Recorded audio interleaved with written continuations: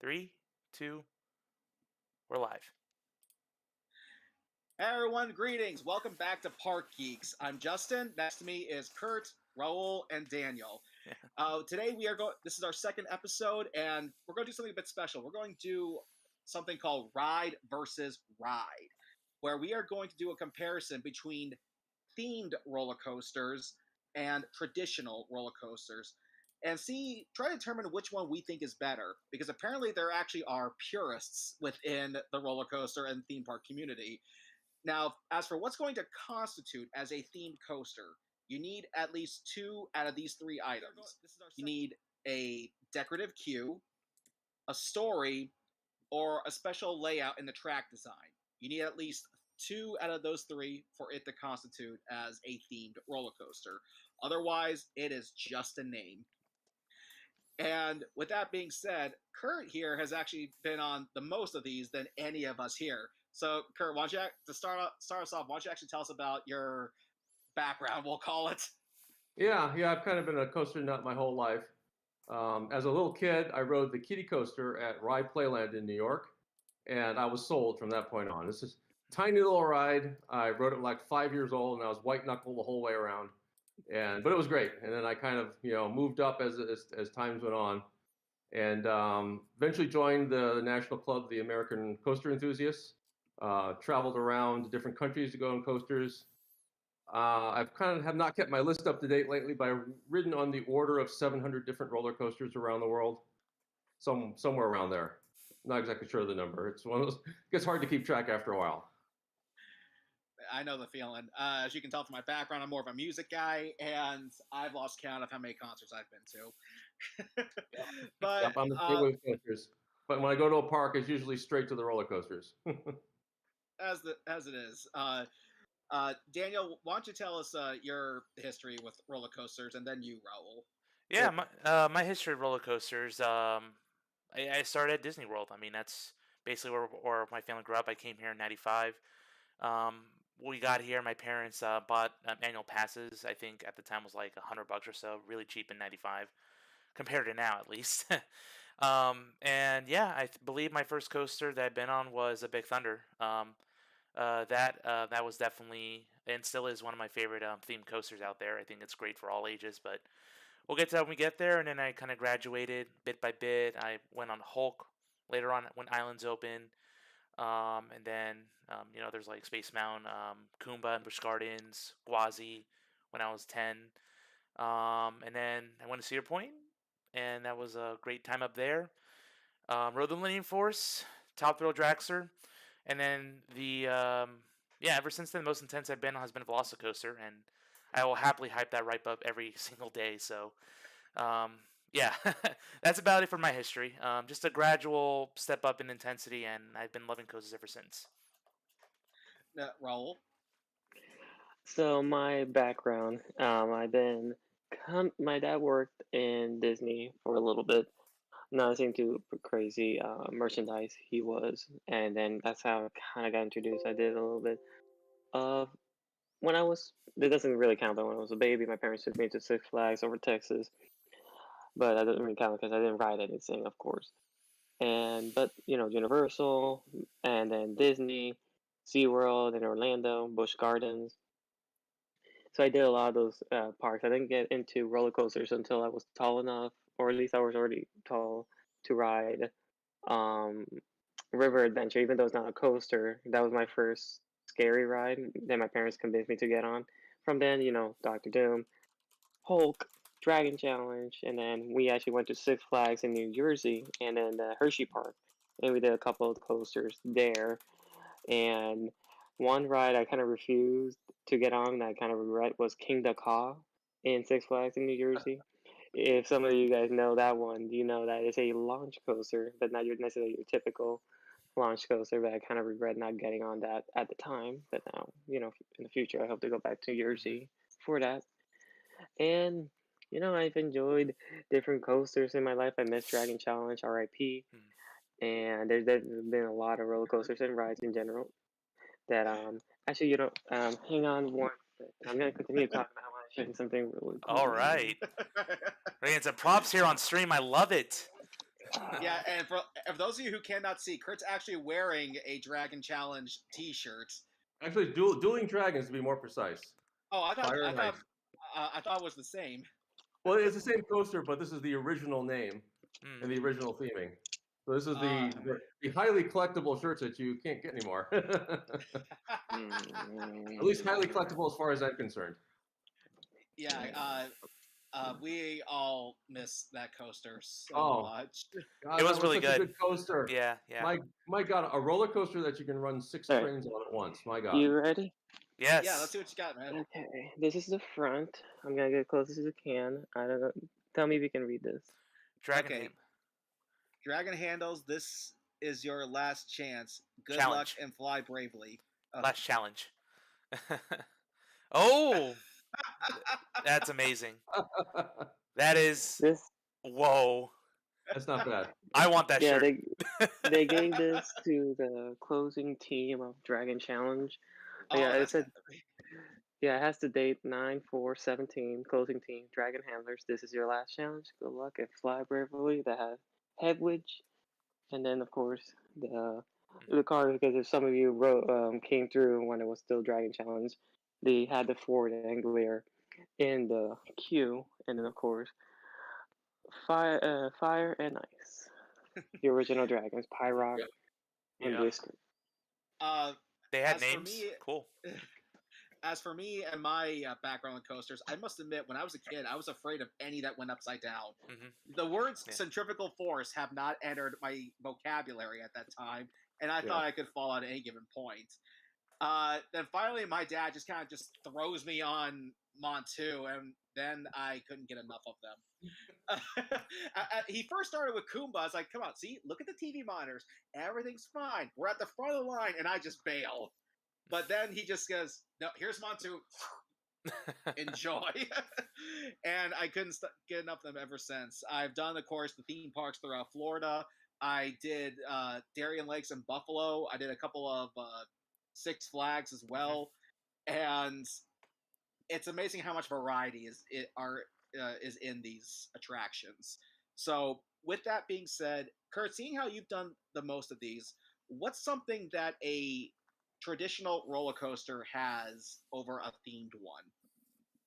Well, usually with the traditional ride, it's more about kind of like the feel of the ride, right? Because like old traditional wood coasters have a very specific feel, the way that the trains go down the track. You know, it's not the ultra smooth thing you get on a steel coaster, right? So you get a certain amount of ricketiness on a good classic wood coaster, kind of the just amount, the right amount. Like you know, like, and this is not really old one, but you rolled Gold Striker with me, you know, at Great America, right? That's a really good fast, you know, wood coaster. It has a little bit of a theme. You know, it's got a name. There's a little bit of a backstory to it, but that's pretty much about it. I wouldn't call it a really big theme coaster. But kind of thinking like some coasters go the complete opposite direction. There's several coasters. There's one at Lagoon Park in Salt Lake City, Utah. The ride is simply called Roller Coaster. Wow. It's what you call it's what you call truth in advertising. That's like naming a pop band. Pop band, yeah. And you'd be surprised. There's actually quite a few coasters named Roller Coaster around the world. It's kind of funny. So But those are fun. I mean, those are more about traditional thrills. So it's like a good, you know, nice drop off the lift hill. You got a lot of zero G. You know, if you go down the ride, you get a lot of the nice zero G floating over the top of the other hills. You get laterals on the turnarounds. Sometimes a helix, not always. You know, but they can be really fun. But then, of course, if you want to go to the complete opposite end of the extreme, you've got like the Mummy at Universal Orlando. And that one, I don't know if you guys ever followed the Golden Ticket Awards in the industry, but that one wins the Golden Ticket Award for like best indoor roller coaster almost every year. It just takes it because it's like nobody else does anything theming on that level. There's a few roller coasters that have fire on it, but not as well done as the Mummy, and all the other effects and the way you progress through it. Nothing can touch that, in my opinion, as far as a themed roller coaster. Yeah, not to mention, I'd have to imagine. I mean, it's gotten better nowadays with the Haggard coaster and Velocicoaster, as those two over there can vouch for. But I would at the time, like trying to do theming on a roller coaster had to have been difficult because unless you're indoors, it's kind of hard to stay within the theme of it all. Mummy was able to knock that out of the park, but uh, Well, I should Well, bring. yeah, some do really good. I mean, I think Big Thunder Mountain. Mhm. I think that's an excellently well done yeah, themed roller coaster. Space Mountain, I like that one a lot. Expedition Everest, Yeah. even though the Yeti is not really working very well for a very long time, I still like that coaster overall. I will say regarding Thunder Mountain, there is definitely good theming with the mining and everything, but I will say that Thunder Mountain, and I will include Haunted Mansion of Disneyland Paris, has actually an interconnected story that connects both of them. Because the owner of the mine for the Thunder Mountain in Paris is the same owner of the mansion of the Haunted Mansion that's over there.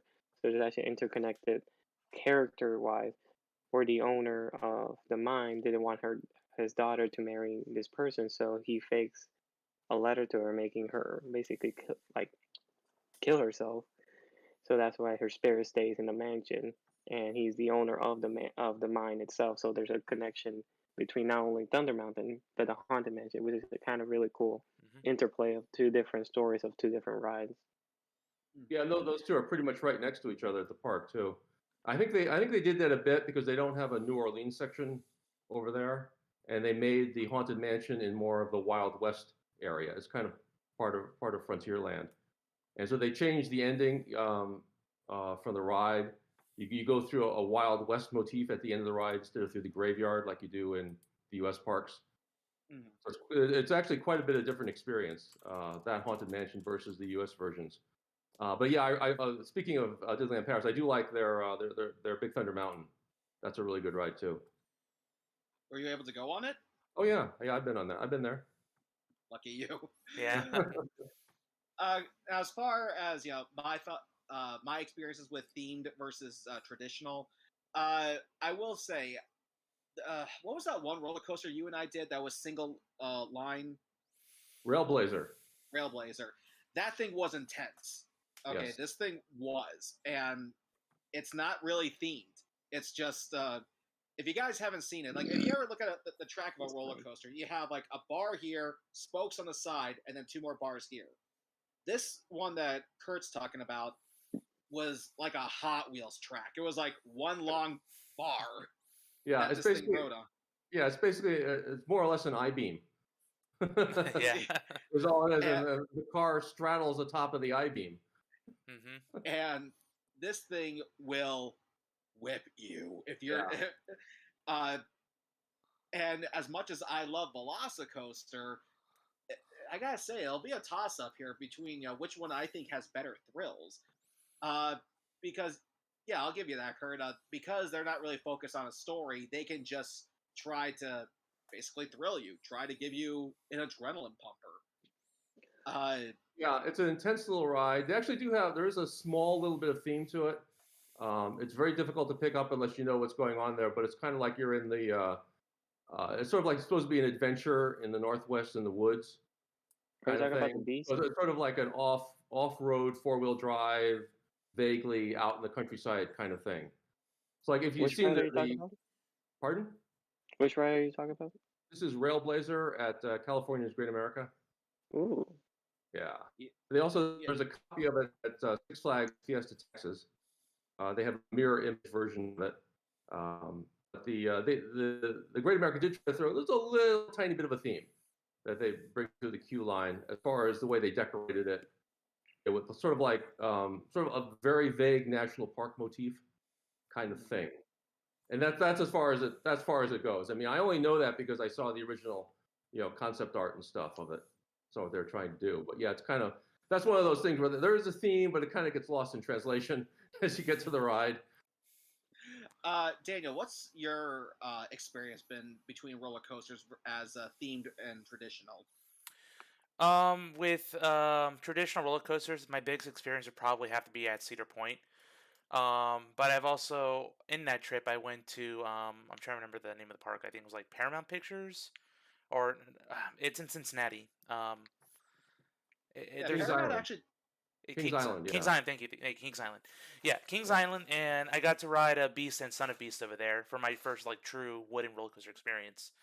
Um, Son of Beast, yeah, very rough. It had the one loop in there, but yeah, I know what you both. Yeah, that ride had big issues. Whew!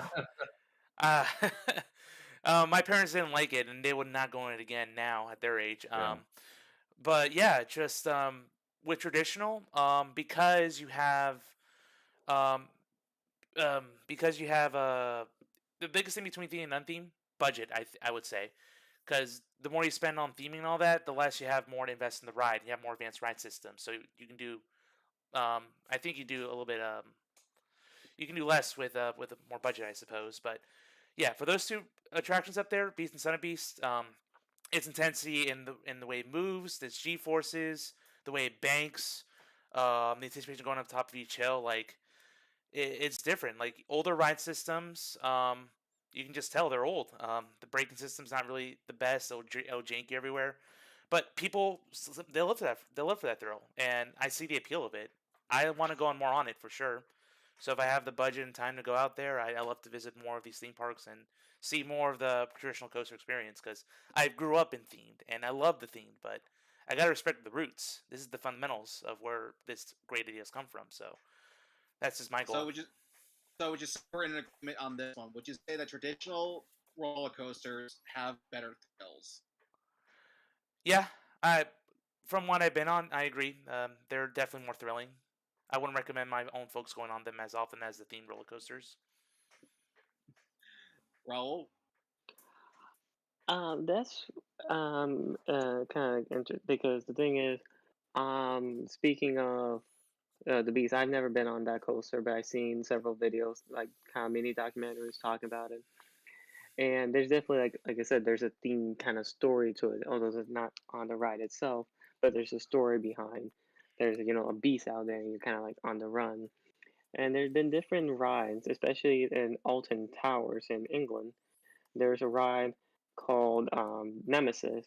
For those who don't know, Nemesis, a meteor crash landed into Earth, and then there was an alien creature inside it. To be able to contain it, an organization basically made a steel fortress in sense of, in this case, a roller coaster to keep the monster contained. And if you look photos of it, the coaster actually goes in between the monster itself. There you got the arms and legs inside. So you got a cool theme with it, but it's still like a cool drill B&M coaster. There's another one there called the Smiler, which does have a little bit of an unfortunate history to it. That several people got hurt on that ride, but the ride itself had a theme where this organization tried to basically get you to smile. In the commercials, if you look at it, it's really creepy. Basically, it's almost like torture in a sense to get you to smile. And it tried to go with all these crazy inversions. I think it had the record for most inversions for a coaster, like 8 inversions or something like that, or 9. I know it was a lot. And then of course you got rides like Velocicoaster, Hagrid that have these huge budget because Daniel, you mentioned some rides have lower budget, some rides have bigger budget. Hagrid's ride was 200 to 300 million Yeah. dollars of budget, and that's including the animatronics, all the ride elements to show for it. And then at the time, Mount Everest was the most expensive ride at the time, $100 million. So that definitely goes to show that certain theming does have certain budget, but also certain rides. Speaking of Mount Everest again, the track switch, if you look information, the track switch was one of the most expensive parts Hmm. besides the jetty himself. And at the time, track switches like that was very uncommon for certain rides. But if you go to certain rides, like for example Manta at SeaWorld or Kraken or any other SeaWorld coasters, there's no real theming. There's kind of Hmm. a thing with, oh, there's a shark, there's manta rays, but there's no real theming. It's mostly thrills. Same with some Six Flags rides. So it just kind of depends So on you where you're think going from. okay? So you think the themed roller coaster has better thrills? I guess it depends on what you're looking for. You're just looking for straight on thrills. There's some Let's basic just stuff. stuff that makes you want to just put your hands up and just scream while you're on the thing. I would say, at least for me, most of my favorites, certain theme coasters have some really good thrills. Okay, Kurt, where do you stand? Well, I think if you want pure thrills, you got to go to a place like Cedar Point where they've got the money to put the big hardware in, or things like King Dakar at Six Flags Great America in New Jersey. It's 400 and some odd foot hill on it or something with a launch coaster. It's really insane. It'd be nice if they could keep it running regularly, but that's life. That's certainly a big thrill just because of the height and the speed you get. I mean, it hits like around 120 miles an hour on the launch or something absurd like that. It's also one of those rides that's over before you know it, kind of thing, like Top Thrill Dragster at Cedar Point. Yeah. But then there's other rides for thrills, like Cedar Point also has Maverick, which doesn't have a huge lift hill. It's got 2 launches in it, but it's just a lot of fun. It just kind of stays low to the ground, gives you a lot of different twists and turns and inversions and stuff, and it's kind of got a Wild West theme to it, but sort of its theme. It's just a lot of fun. I think as far as if So, you want really, I think generally the big and intense thrills generally come on the not so themed coasters. Because like the Mummy is a great ride, but it doesn't really have any really crazy, elements in it or anything like that. yeah, I think I might have to, as far as, again, thrills, we were just talking, this Yeah. category is just thrills. I may have to give it to traditional because that Railblazer thing, ugh. Like, if anybody has not gone on it, you need to.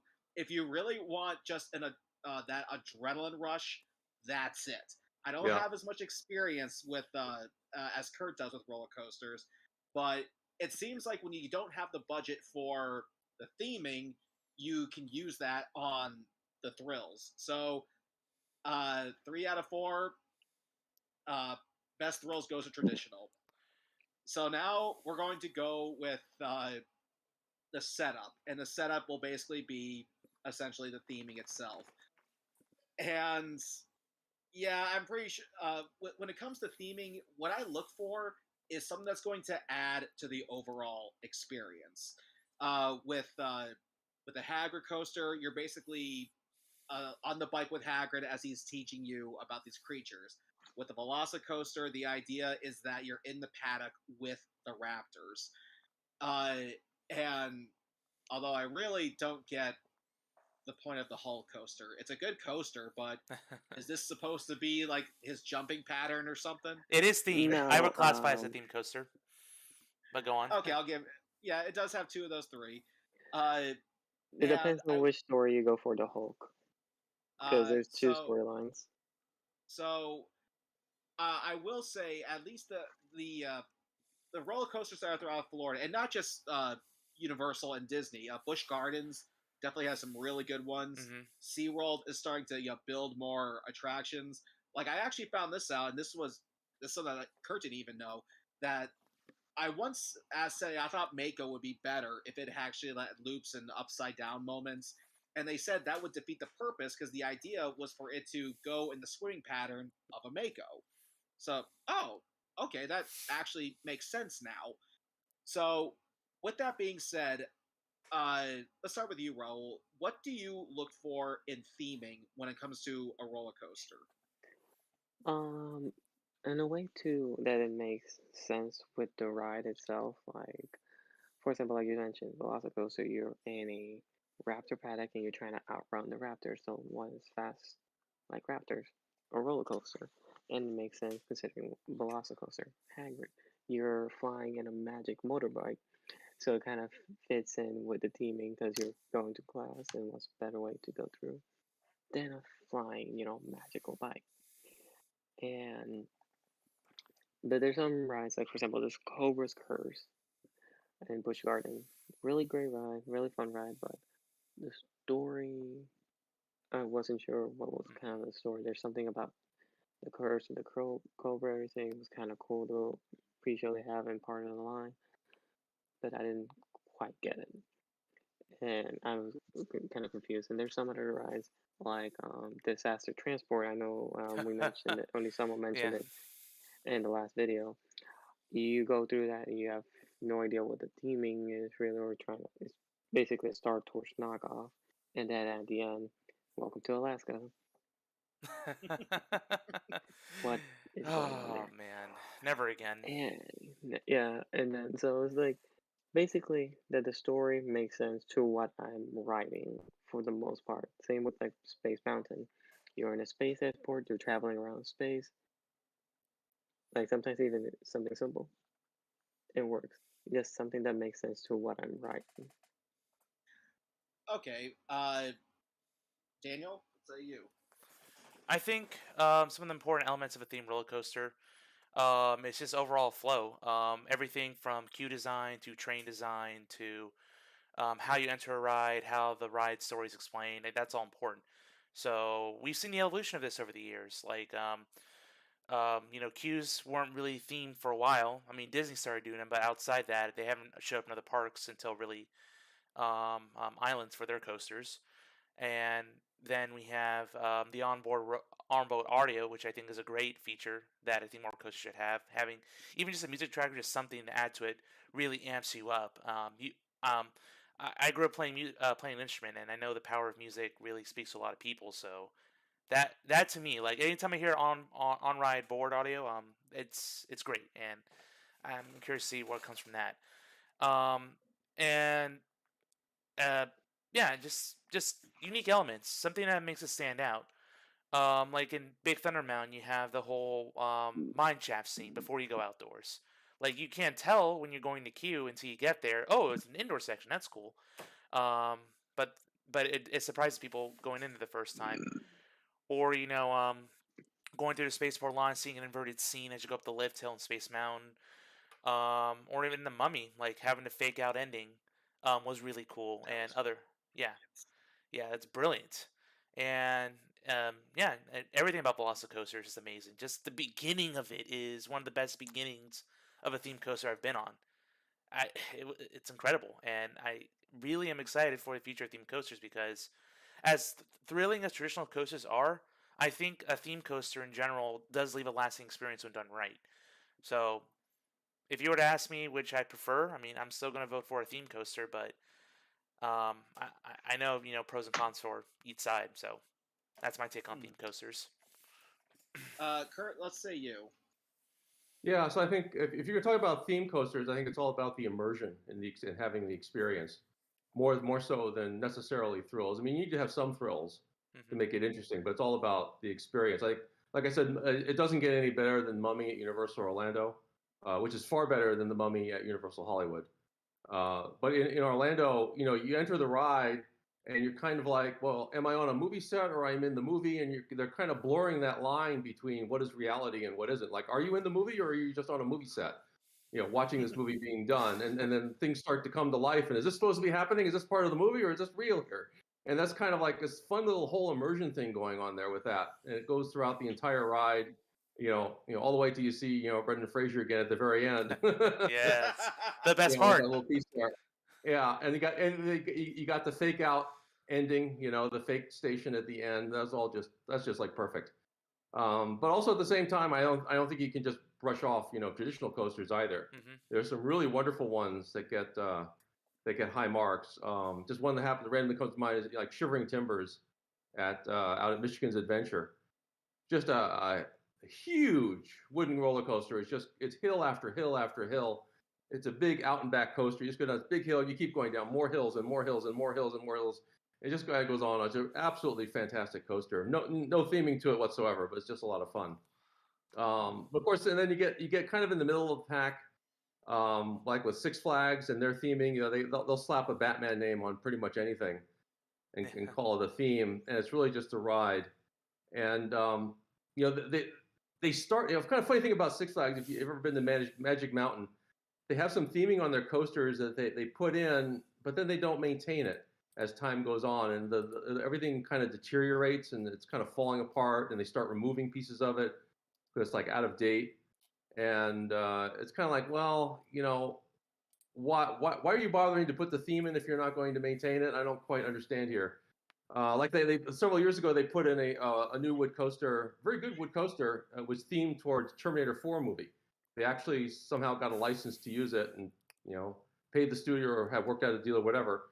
It was very well done. When you go through the queue line, there's these multiple stage rooms you go through, and there's like a live actor in there kind of interacting in the Terminator themed area, going through what's going on, and there's all sorts of stuff, and they're trying, basically the theme of the ride is they're evacuating you to safety to get you away from the Terminators. And it was kind of fun. And then as time went on, they didn't want to pay for the license anymore, so they rethemed it to a generic apocalypse thing.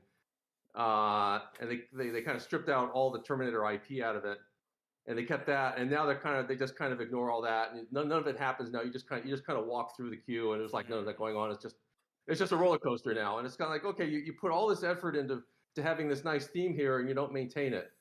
So okay, yeah, come on. Because I remember Daniel, I think it was you who were talking about there was a Paramount Park at one point. Yeah. And I actually saw that. They actually one of its more celebrated attractions was one based off the Tomb Raider, which seemed really overrated when I saw the video. Yeah, I was on it, and it was weird. Yeah, Kurt, I think you actually had experience with that too. Yep, there's just it was a Huss top spin generic ride. And the queue started out, looked like, I didn't know what it was going to be. The queue started out, looked like it might be interesting. When you're waiting in line and sort of they have a kind of tiny little pre-show thing, and you get in the main room and it says, oh, it's a Huss top spin. Well, I've been on these before. I says, well, okay, well, are they going to do any kind of really cool lighting effects? Maybe there's going to be fire going off and stuff. And then they just run the ride in the room, and that's it. Now there's going to be like really cool music and lighting and stuff. Is it? No. Nope, not going to get any of that. It's just a ride. It's like, why, guys? Why? I will point out that they actually do theme that ride very well in like some Europe parks. I think the Eefling has a ride like that that's really cool. That's really well themed. So they're trying, but yeah, for that park, it was just a total wasted opportunity.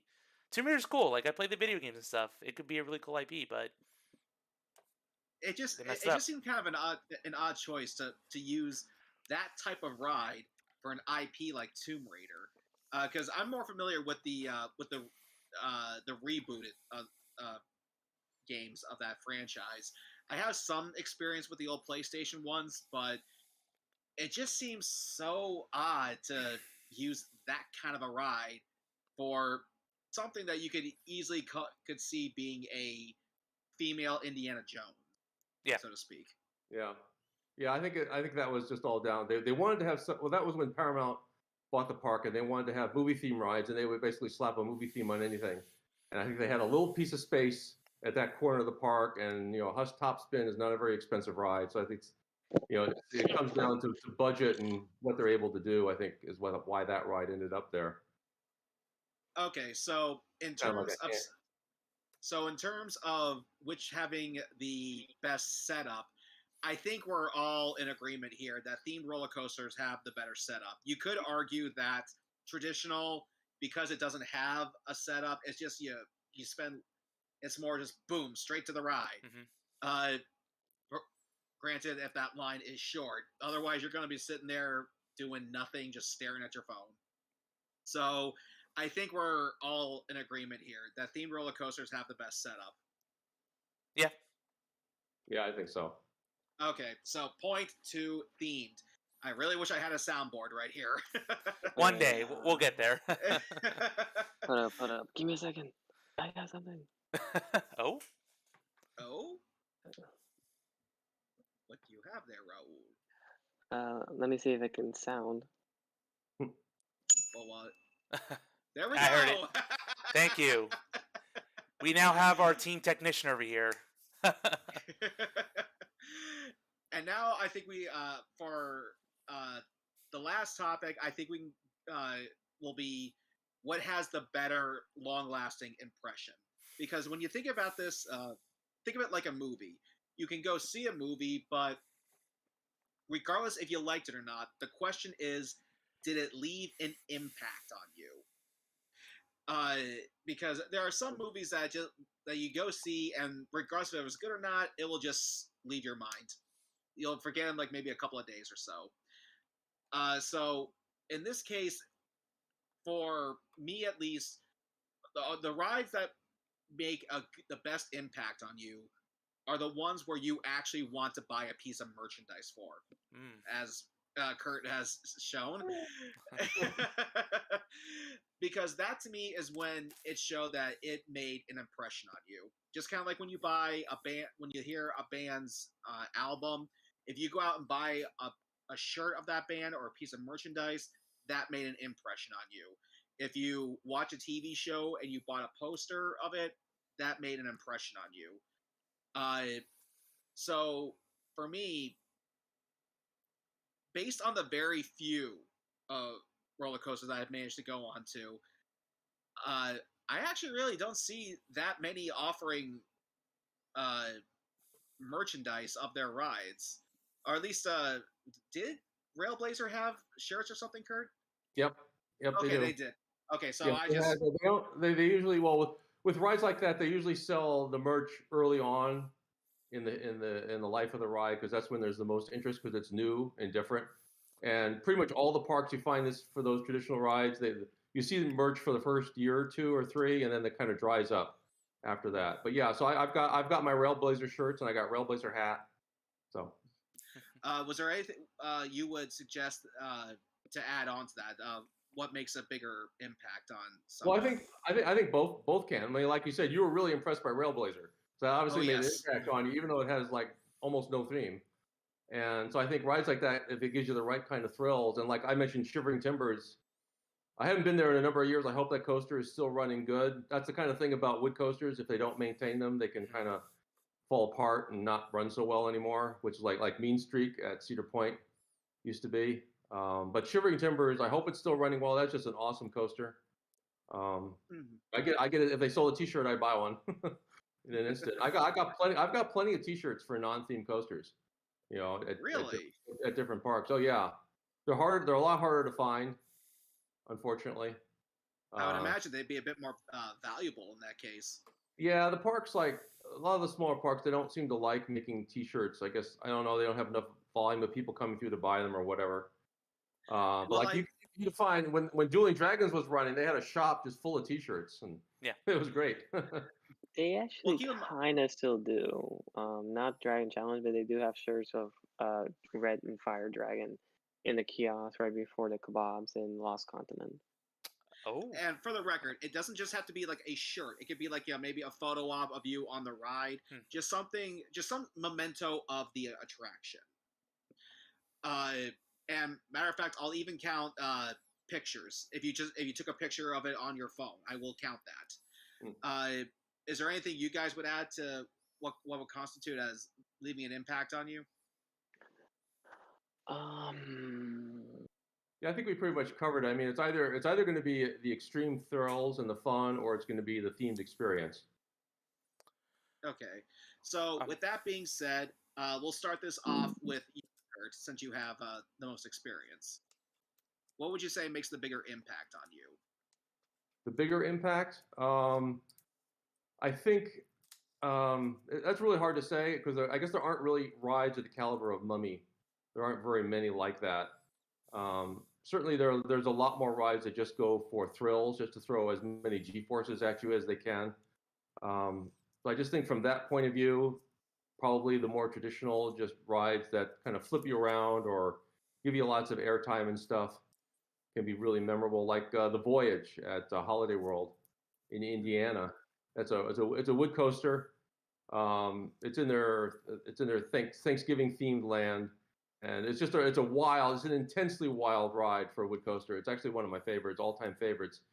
And that thing just hauls throughout the entire ride. And it's just so much fun to ride. It really takes energy out of you. I mean, if I go on a couple of times, I am physically tired after that, because it really takes a lot out of you. Because you either got to hold on, or I've ridden it enough, I kind of know where all the banks are, so I'm kind of ready. I'm kind of leaning with it, sort of like you're riding a motorcycle. You got to kind of lean with the turns to give it. But that can really beat you up, and but it's a lot of fun. I go on that any time, and that has like almost no theming, yet it's incredibly memorable roller coaster experience. Just nonstop energy to it. And then the theme coaster, I love Hulk, love Mummy, love Space Mountain, even though Space Mountain is way less intense, but I still love that ride. Yeah. And particularly like I said, we talked about the last time, Hyperspace Mountain, that the overlay that they've done in Disneyland. I don't know if they plan to bring that back at all, but that was an incredibly fun overlay that they did on that ride. And that was, I only got to experience that once. They only did the overlay one time when I was at the park, and I still remember it just from that couple times I went on it that one trip. Mhm. I think it can go both ways. I think you can have a really good, memorable experience from either one. So you're a bit undecided then, it seems. Yeah, I think both can be just as memorable. Okay. Raul, let's say you. Um, Something I guess that has left an impact for me. I will say one of the first roller coasters I think I rode major. I think was between the Mummy and the Incredible Hulk. And the Mummy, like Kurt said, and Daniel said, you got the fake ending. You got like the set of like the grave. You're in the dig site. You don't know if you're in a movie set or where are you. And of course, the cup of coffee. That has stuck to me for several years now. At least want to say 10+ years now. And the way I can tell that it's left an impact not only on me, on other people, is that they're actually, as you may know, they are renovating the ride. They are Mhm. refurbishing it to give her a longer lifespan, and that kind of shows you the impact that ride alone has had. Same with the Incredible Hulk. Although you can argue with the Hulk, it was contractually obligated to get a refurb, otherwise they could lose the rights because in the contracts with Marvel and Disney, they have to maintain their rides, otherwise they could lose it. But besides the fact, the Hulk, I remember always seeing the original cartoon on the TV in the pre-show. You're in the gamma tube, and you're about to be turned into the Hulk, and you feel the rush, and it's like, yes, you launch that first inversion. Yeah, And so, Kurt and I agree. We actually prefer the original launch sequence with David Banner screaming like no. and then, Because Yeah. because because this new one feels like, hey kids, you want to know what it's like to be the Hulk? Pretty much. Yeah. Yeah, I don't like the. I don't really care for the Q line retheme they did. I mean, they certainly made it look nicer, but I preferred the tie into the original comics. I thought that worked better. Yeah, I yeah, mean, but the card is better, and certainly the sound system, it was a great touch. But I have to say, I prefer the original story in the queue. Yeah. it made more sense. Like if they could have kept the original story, maybe updated the animation or updated the story a little bit, that would have been fine. Because this one is just Thunder Ross wants to make new Hulks for his army. And even though it makes sense in the comics, if you read the comics, it's like, this just seems dangerous for a general to do. And don't get me wrong, in the movie, MCU movie, he basically made Abomination. So he's definitely not the smartest person in some areas, but I would feel like even someone would be like, this is not gonna work out well. Okay, so for long lasting impact, you're going with themed. Theme. Okay, Daniel, let's say you. So when I think of lasting impact, I think about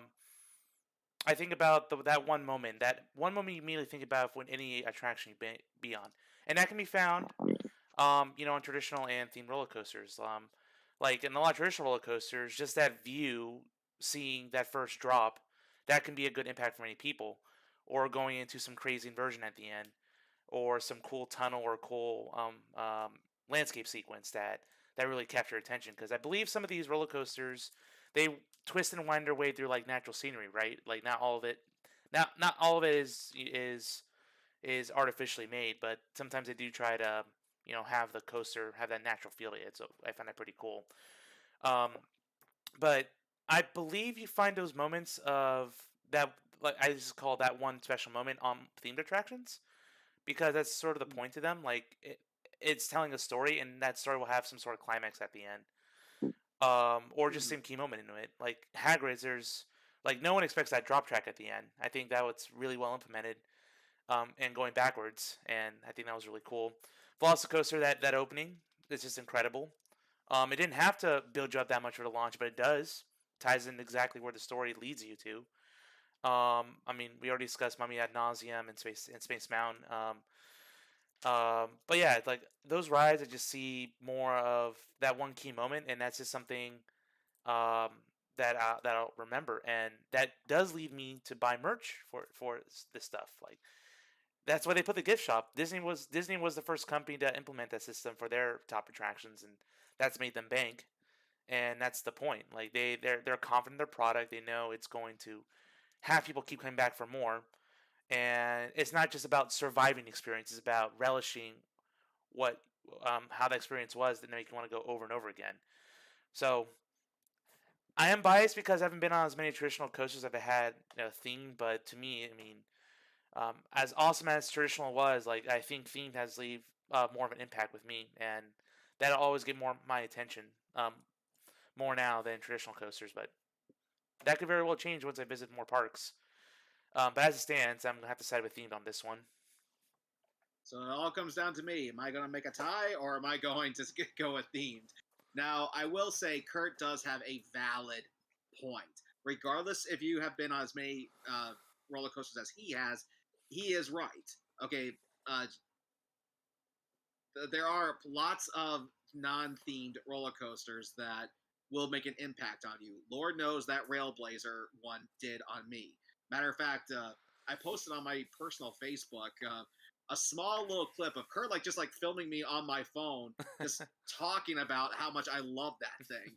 And there was even that wooden roller coaster that was at that park that I like too, especially when you sit in the far back. Those definitely made an impact on me. I can't deny that. I will say though, with some of the more themed ones like Velocicoaster, the Mummy, and Space Mountain, whenever it's based off of a popular IP, it does make it a bit easier for people who don't know who don't know the technical aspects like we do. When you're a nerd, you know what we're talking about here. You know about the inverts, the loops, the G forces, and just like what it takes to even launch coasters like that. So for people like us, that is something that we would geek out over. But I have to imagine though, for your non-park geek savvy attendee, they're probably going to be a bit more focused on the theming. So Kurt has a valid point, but I have to imagine the theming would make it easier for people to connect to. And it doesn't even have to be an IP, because Big Thunder Mountain wasn't related to any IP, at least as far as I know. Everest. No, they made it up. Yeah. Yeah, and Everest, that was another one. I mean, granted, the Yeti was based off a legend, but still. Or Rip Ride and Rocket. Yeah. That's not Yeah. any IP. Yeah, That's a generic theme ride. It pretty much is. I mean, the gimmick needs a bit of an overhaul, I will say. So I guess basically it's really going to have to come down to the person. What's something that you guys all prefer? You being the audience here. So be sure to let us know, because I will say I don't have as much experience as Kurt. So to someone like me, themed was the way to be. However, like I've said, Kurt has a valid point, and he's someone who's been all over the world. He can vouch for this better than any of us could. So I want to know what our audience thinks. So please leave a comment and tell us which version do you prefer and why? Because I can't say enough. Kurt had a valid point, and I still love that Railblazer coaster. I mean, and hopefully, guys, you'll get a chance to check this thing out, because, like I said, it is a beast. Like, as much as we may rave about Velocicoaster, this thing was intense. But we still have some time to kill. Kurt, here's something I'd like you to tell us about, because I know you've written this. Why don't you tell us about what I call the most extreme merry-go-round, that coaster that was on top of that tower in Vegas? Oh, I'll talk about the Stratosphere Tower, the roller coaster that was up there. Yeah. that was kind of like that was probably the simplest, the least scary of the rides they had up there. I don't think I think I don't think it had more of an elevation gain more than about 20, 30 feet. It didn't go up or down. It just kind of it circled the tower, the outside of the tower twice, and this tiny little hill takes you up maybe 20 feet, and you kind of go slowly around, and a little bit of stuff around, and then you're back at the station before you know it. And it's like, okay, but I think the tower's like 800 feet in the air or something like that, so it has the distinction of being the highest roller coaster in the world. But they have when they took it out, they put in other thrill rides up there that are like way scarier than that roller coaster ever was. I'll tell you.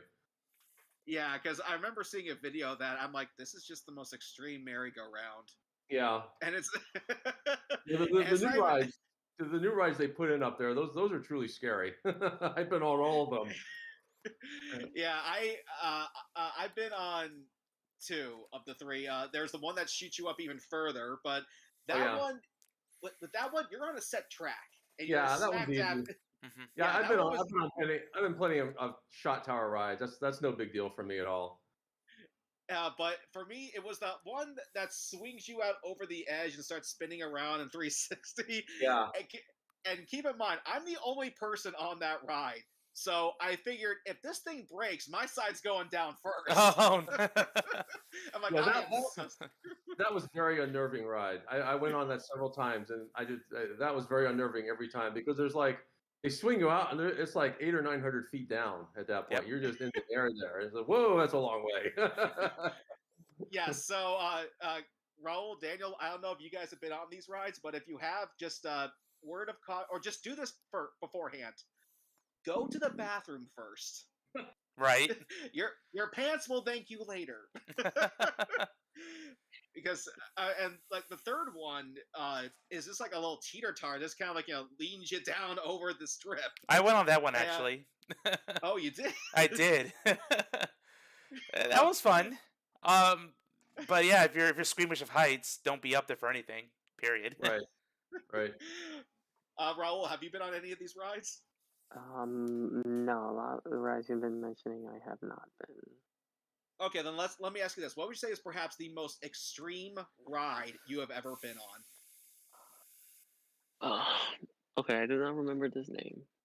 It was either in Hershey Park or in Six Flags New Jersey. There was this wooden roller coaster. I remember that had like a cougar as a logo on it.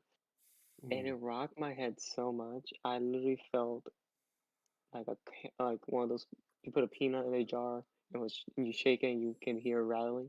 That's what I felt my brain feel like, and not in a good way. As far as intense ride that made me want to never ride again, I do not know the name, but I know somewhere up north. Like as far as ride that gave me the most thrills, I would say from the rides I've gone, Montu was up there, Velocicoaster, and then definitely the Hulk. But like I said, I wish I could dunk in the car. Now, Kurt, would you say there's been any roller coasters where you just did not want to go on at all? I don't know if there's any I did. I don't think I have any coasters I didn't want to go on. I've seen there's a lot of these crazy spinning rides that I little hesitant on because I don't want to spend the rest of the afternoon throwing up. That's about pretty much about it. Although my ability to sustain them has gone up. I can, it's like any other kind of training. You can actually train yourself to tolerate these intense spinning rides if you kind of work your way up. So you just have to kind of train all the time. You can get better at it, like anything else. I don't think there's been a coaster though that I've ever been afraid to go on. Though I don't think I don't think there's ever been like because I always trust the engineers that they've worked it out. They did their math, they figured out the forces, and they figured out how to keep it safe. So. Well, I do know there's a water slide you wouldn't go on, the Cannonball Loop. Oh, that's not a roller coaster though. That's Action Park. Yeah. Yeah. Yeah, that Yes, was Class Action Park. I was there once when that was actually running, and I looked at that. I had seen it before because I had been to the park previously and it wasn't running. But I looked at that, I said, no, you can't do that. You can't do that. So Yes, for people who don't, we're talking about, you got to look up the Cannonball Loop at Action Park, New Jersey. Ugh. And there's some Yeah. videos on YouTube you can find of it. It's a tube with a loop in it that you ride wearing nothing more than your bathing suit. And Yeah. I looked at that, and I Death looked at trap. what the forces are going to be when you hit that loop, and what's it going to do to your back, and how you may flip around in there. And man, that's that was not engineered. Yeah. That was somebody got high and designed that thing, is what that is. Yes, and if anyone out there has HBO Max, there's actually a documentary about that theme, about that park, called Class Action Park.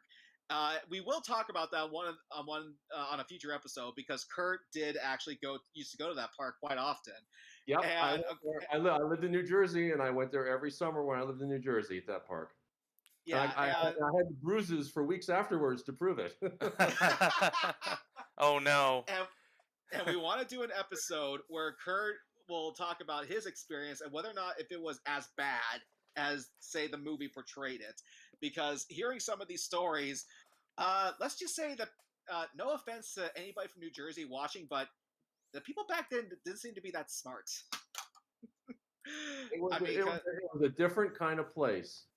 And there are if you don't have HBO, there actually are some portions of the documentary on YouTube that you can find. Not the entire documentary that Justin's talking about. There are some clips you can find, interviews, but I think they were teasing it or something. But there's like you can watch like 8 or 10 minutes of it, and it's quite fascinating. Yeah, and going back to the Cannonball Loop slide that we were talking about, the guy who I guess owned the park, to test it out, they first threw dummies down there, came out in pieces, and then when it came time to test it on people, he just went to some kids to go, "I'll give you $100 if you go down that slide." Oh no. That's all. That's all it took. And apparently they were their park employees. People who are working, employees who are working as lifeguards. They said, "Well, we need some test volunteers. $100 if you go down." And when you got to the apex of the loop, people would hit the slide beneath them and slide out, sometimes missing some teeth. Yeah, apparently. That's actually, that's what's according to legend. They found apparently they didn't have, like I said, it wasn't really engineered, and apparently you didn't necessarily have enough momentum to make it around the whole loop. So you got to the top of the loop, and they would just fall down to the bottom portion of the loop. And apparently, according to legend, they found teeth implanted in the foam inside the tube. Oh. The people lost their teeth. I don't know. I wouldn't. That's the one thing at that park that I would not go on. I think I did just about everything else except 1 or 2 things that had like insanely long lines. Okay, well, this week's episode has come to an end, but we will be back in 2 weeks to talk about something else. Perhaps maybe Action Park. We'll find out. But I would still recommend people to go check out this documentary, just to get because regardless how factual it is or not, it will give you an idea of what it was like. Yeah. And let's just say it lived up to the name of the movie. All right, so let us know in the comments what you guys preferred, traditional roller coasters or themed roller coasters, and we'll see you guys in 2 weeks on Park Geeks. Good night, everyone. See ya. Bye-bye.